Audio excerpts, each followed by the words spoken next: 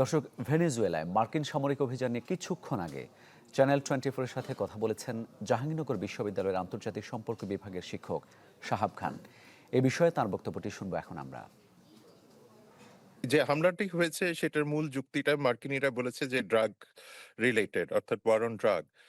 কিন্তু মুশকিল হচ্ছে যে এইটার জিওপলিটিক্যাল জিওস্ট্র্যাটেজিক ইমপ্লিকেশন অনেক বেশি।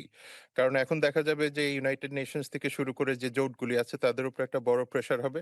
সেই সাথে ভেনেজুয়েলার সাথে যারা সম্পৃক্ত, অর্থাৎ রাশিয়া, চায়না, কিউবা, সেইখানেও একটা বড় রকমের পোলারাইজেশন গ্লোবাল জিওপলিটিক্সে আসবে। কিন্তু মুশকিলটা হবে যে অয়েল প্রাইস ভলাটাইলিটি হওয়ার সম্ভাবনা আছে, যেটা খুব স্বাভাবিকভাবে গ্লোবাল অয়েল প্রাইসিং এর ক্ষেত্রে একটা বড় রকমের ঝুঁকি তৈরি করতে পারে, এবং যেটার কারণে আমরা দেখতে পারবো যে ল্যাটিন আমেরিকাতে একটা বড় রকমের পোলারাইজেশন হবে। কারণ একটা বড় সংখ্যক রাষ্ট্রই কিন্তু এই যে অ্যাগ্রেশনটা হয়েছে সেটার পক্ষে, এবং তারা অনেকেই যুক্তি দিবেন যে এটার দরকার ছিল।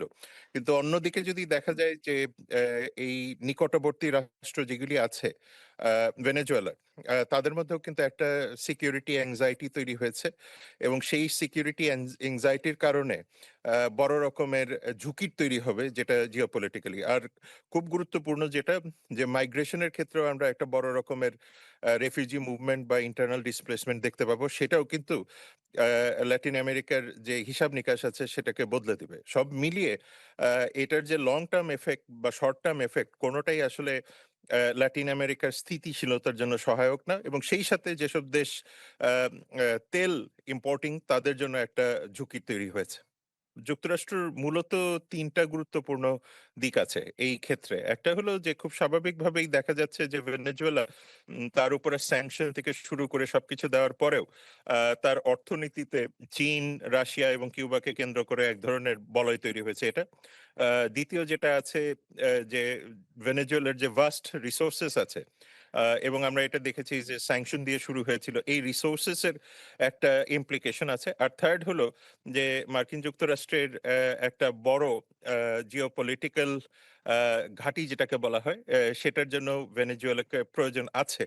সুতরাং সব দিক থেকে দেখলে মার্কিন যুক্তরাষ্ট্রের শুধুমাত্র যে ড্রাগস রিলেটেড যে ইস্যুগুলি আছে তা না, সেইখানে জিওপলিটিক্যাল এবং জিও স্ট্র্যাটেজিক যে ইম্পর্টেন্ট লোকেশন ভেনেজুয়েলা, সেটাতেও তার এক ধরনের আধিপত্যের জায়গাও তৈরি হয়েছে।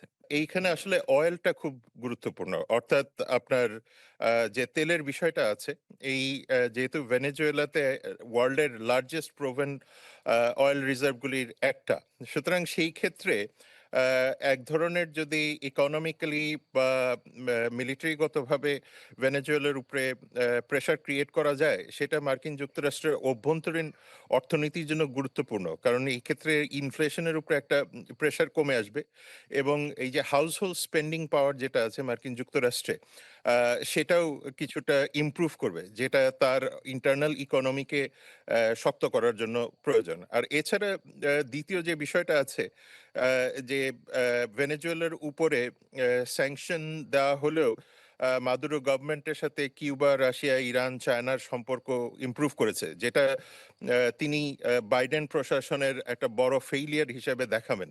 সুতরাং সেই জায়গাতেও যদি আমরা ইলেকট্রাল পয়েন্ট অফ ভিউ থেকে দেখি, সেটাও খুবই গুরুত্বপূর্ণ। যে কারণে ড্রাগ নিশ্চিতভাবেই একটা গুরুত্বপূর্ণ অংশ থাকলেও, এখানে ইন্টারনাল ইকোনমি থেকে শুরু করে পলিটিক্যাল প্রেশার এবং ইলেকট্রাল যে প্লেজেসগুলি ছিল, সেটারও দরকার আছে। থার্ড যেটা খুব গুরুত্বপূর্ণ, সেটা হলো যে তার যে মাইগ্রেশন কন্ট্রোল, অর্থাৎ ইমিগ্রেশন কন্ট্রোলের জন্য যে ধরনের ইনিশিয়েটিভটা দরকার, সেটাও তিনি নিলেন এটার মাধ্যমে। কারণ ভেনেজুয়েলার ইকোনমি কলাপসের পর থেকে কিন্তু একটা বড় রকমের মাস মাইগ্রেশন সেখান থেকে তৈরি হয়েছিল। সুতরাং এই জায়গাতে ওই মাস মাইগ্রেশন প্রোটেকশন করার জন্য, তার জন্য ভেনেজুয়েলার উপরে আহ, এক ধরনের আধিপত্য বিস্তার করাটা খুব স্বাভাবিকভাবেই পলিটিক্যালি প্রয়োজন।